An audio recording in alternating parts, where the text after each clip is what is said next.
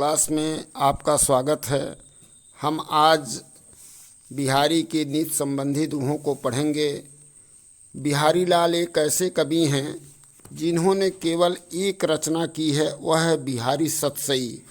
और उस बिहारी सतसई की रचना बिहारी जी ने इस प्रकार किया है जो हिंदी साहित्य की एक अनुपम धरोहर बन चुकी है। जब तक हिंदी का अस्तित्व रहेगा तब तक बिहारी का यश अजर और अमर रहेगा। बिहारी के नीति संबंधी दोहों में उनके अनुभवी जीवन के दर्शन होते हैं। उन्होंने इन दोहों में जो कुछ भी कहा है वो अकाट्य है। अब हम बिहारी के दोहे को देखेंगे। पहला दोहा है, दुसह दुराज प्रजान को क्यों न बढ़े दुख द्वंद, अधिक अंधेरो जग करत मिलमावस रविचंद्र। दुसह माने जो सहा जाए, असहनीय, जो सहा न जा सके, असहनीय, असह जिसको कहते हैं। दुराज माने दो राजाओं का राज्य, प्रजान माने प्रजा को। क्यों न बढ़े दुख दंड, जहाँ पर दो राजाओं का राज्य हो, किसी राज्य में दो राजा हों तो वहाँ पर प्रजा की हालत क्या हो सकती है। वहाँ की प्रजा के लिए दुख और द्वंद्व दिन प्रतिदिन बढ़ता ही जाएगा। बिहारी जी लिखते हैं कि दो राजाओं के राज्य में प्रजा को अत्यधिक कष्ट का अनुभव करना पड़ सकता है, अधिक कष्ट भोगना पड़ सकता है। कैसे? अधिक अंधेरो जग करत मिलिमावस रविचंद्र। जिस प्रकार अमावस्या के दिन सूर्य और चंद्रमा जब एक रास में आते हैं तो क्या होता है, ग्रहण भी लग सकता है। और अधिक अंधेरो जग करत, और संसार में अत्यधिक अंधेरा व्याप्त हो जाता है, अर्थात कालिमा फैल जाती है। ये किस तरह से बिहारी जी ने स्पष्ट किया। दुसह दुराज प्रजान को क्यों न बढ़े दुख दंड, अधिक अंधेरो जग करत मिलमावस रविचंद्र। जिस प्रकार दो राजाओं के राज्य में प्रजा कष्ट को झेलती है, उसी प्रकार एक रास में जब सूर्य और चंद्रमा दोनों अमावस्या के दिन पहुंचते हैं तो सारे संसार में कालिमा एवं अंधेरा व्याप्त हो जाता है। आगे बिहारी जी लिखते हैं, बसै बुराई जासुतन ताही को सन्मान, भलो भलो कही छोड़िए खोटे ग्रह जपुदान। बिहारी जी लिखते हैं कि बुरे हृदय में, बुरे शरीर में क्या है, जिनके शरीर में बुराई ही व्याप्त है, ताही को सम्मान, उसी को आदर और सम्मान दिया जाता है। क्यों? क्योंकि लोग उस बुरे व्यक्ति से डरते हैं कि ये मेरा अनिष्ट कर सकता है, ये मुझे नुकसान पहुंचा सकता है, इसलिए उसका ही लोग सम्मान करते हैं। अब आप देखते भी होंगे, इस चीज़ को अनुभव करते होंगे अपने दैनिक जीवन में।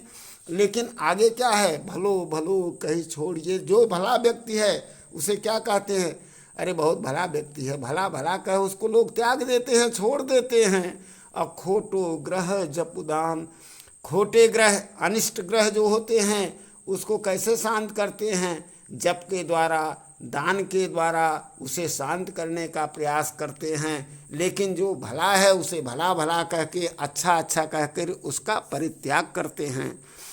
आगे बिहारी जी लिखते हैं, नर की और नल नीर की गति एक है। क्यों गड़बड़ हो गया? नहीं, वो बिचवा में आ गया था ना, खुल गया था अपने आप वो। ये लिखते हैं कि नर की और नल नीर की गति एक कर जोय, जे तो नीचे होए चले ते तो ऊंचे होए। बिहारी जी कहते हैं नर माने आदमी, व्यक्ति की, अरु माने और, नल नीर की माने नल के जल की गति एक जैसे होती है। गति माने दशा एक जैसे होती है। जे तो नीचे होए चलो, ये नल का पानी और व्यक्ति अगर उसके अंदर नम्रता और विनम्रता आ जाती है तो क्या होता, ते तो ऊंचे होए, उतना ही वह व्यक्ति उत्कर्ष करता है, उतनी ही व्यक्ति वह उन्नत करता है। कहने का तात्पर्य यह है, अगर आपके पास यश है, आपके पास वैभव है, आपके पास धन और सम्मान है तो आपके अंदर विनम्रता होनी चाहिए। यदि आपके अंदर विनम्रता आएगी तो आप निश्चित ही उन्नत और उत्कर्ष को प्राप्त होंगे। यही चीज़ बिहारी जी यहाँ लिखते हैं, क्या नर की अरु नर नीर की गतिये कह कर जोय जे तो नीचे होई चले। बिहारी जी आगे लिखते हैं कि बढ़त बढ़त संपत सलिल मन सरोज बढ़ जाए, घटत घटत सु न फिर घटे बरु समूल कुम्हिलाए। बिहारी जी कहते हैं कि संपत्ति रूपी जल, संपत सलिल माने संपत्ति रूपी जल के बढ़ने से क्या होता है, मन रूपी कमल, मन सरोज माने मन रूपी कमल भी बढ़ जाता है। और घटत घटत सु फिर न घटे, और यदि मान लीजिए क्या नाम है संपत सलिल, मतलब अगर संपत्ति रूपी जल घट जाता है तो क्या होता है, बरु समील कुम्हिलाए, बरु समूल कुम्हिलाए, वो समूल के साथ को मिला जाता है। इसको मैं स्पष्ट करता हूँ इस तरह से कि जैसे जैसे किसी एक तालाब को आप सोचिए जिसके अंदर कमल खिले हों, अगर उसका पानी बढ़ता है तो वह कमल अपने आप, कमल की नाल बढ़ जाती है और पानी के ऊपर कमल खिला हुआ आपको दिखाई पड़ेगा। लेकिन फिर क्या कहते हैं, जैसे जैसे अगर पानी घटता है तो कमल की नाल छोटी नहीं हो सकती है। स्थिति ये होती है कि कमल नाल छोटी नहीं हो सकती है, बल्कि क्या होता, समूल के सहित वो नष्ट हो जाती है। यहाँ पर बिहारी जी के कहने का तात्पर्य है कि यदि आपके पास धन यश वैभव अगर बढ़ जाता है तो इच्छाएं अनंत और असीमित हो जाती हैं। लेकिन धन ऐश्वर्य वैभव अगर आपका घट गया तो क्या इच्छाओं का आप दमन कर पाएंगे? बिल्कुल नहीं दमन कर पाएंगे। उस समय क्या होता है, आपको कष्ट सहना पड़ता है, आपको दुख सहन करना पड़ता है। ऐसे में बिहारी जी लिखते हैं कि बढ़त बढ़त संपत्ति सलिल मन सरोज बढ़ जाए, घटत घटत सु फिर न घटे बरु समील कुम्हिलाए। उन्होंने उदाहरण दिया इसका तालाब का और आदमी के जीवन का। अगर आदमी के पास धन यश वैभव है, वैभव है तो उसकी इच्छाएं अनंत और असीमित हो जाती हैं। लेकिन ये अगर उसके पास धन की कमी होती है, ऐश्वर्य की कमी होती है, वैभव की कमी होती है तो उसकी इच्छाएं घटती नहीं हैं, बल्कि उसकी इच्छाओं को पूर्ति करने के लिए आपको कष्ट उठाना पड़ता है, आपको दुख सहन करना पड़ता है।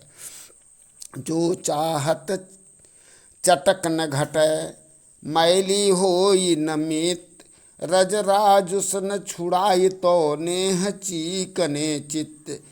कितना बढ़िया यहाँ बिहारी जी लिखते हैं कि मैली होई नमित, मित्र की मित्रता कभी मैली न हो, और कैसे उसके चटक में कोई कमी न हो। जो चाहत चटक न घटे, यदि आप चाहते हैं कि मित्र की चमक, मित्र की छवि कम न होए, मैलो होए न मित्र की छवि जो है कदाप गंदी न हो, मैली न हो, तो कैसे उसके बीच में धन और वैभव कदाप न लाइए। अगर मित्रता है तो उसमें कहीं भी धन को स्थान मत दीजिए, क्योंकि यह संबंधों के बीच में दरार पैदा कर सकती है। आप अच्छी तरह से अपने जीवन में देख सकते हैं, जहाँ लेन देन हुआ वहाँ मित्रता के बीच में खटास जरूर पैदा होती है।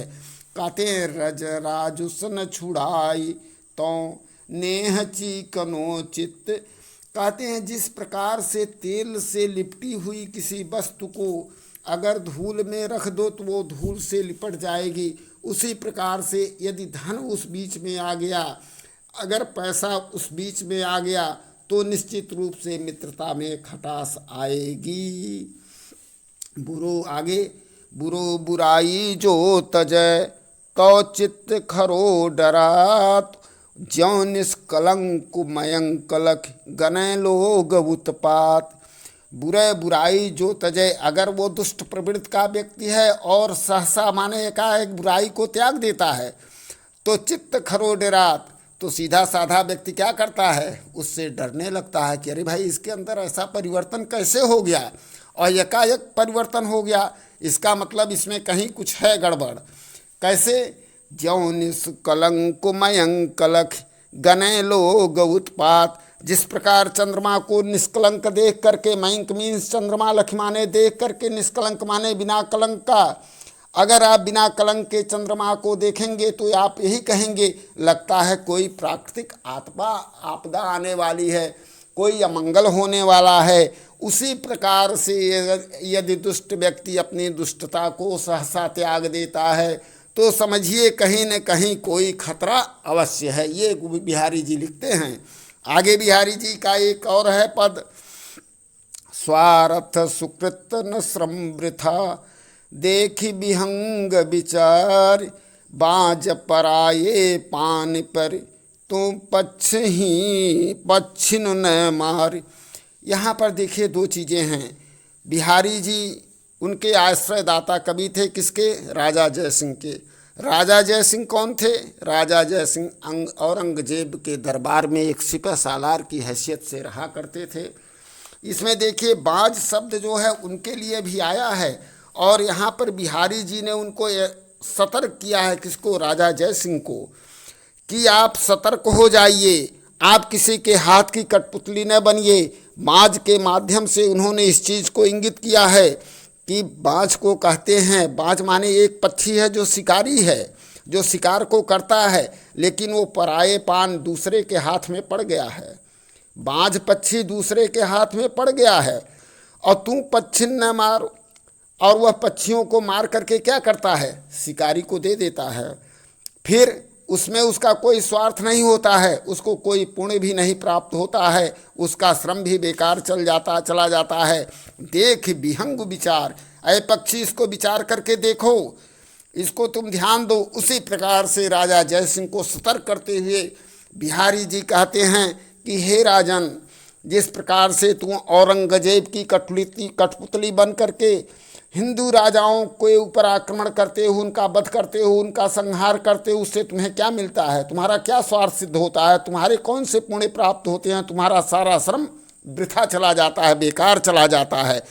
इसलिए क्योंकि इसमें तुम्हें न राज्य मिलना है, इतना अवश्य था दोनों के बीच में। जहाँ तक मैंने पढ़ा है कि राजा जयसिंह और औरंगजेब के बीच में एक समझौता था कि जो राज्य हम जीतेंगे राज्य औरंगजेब को देंगे, लेकिन जो धन दौलत और पैसा जो लूट का आएगा वो हम लेंगे।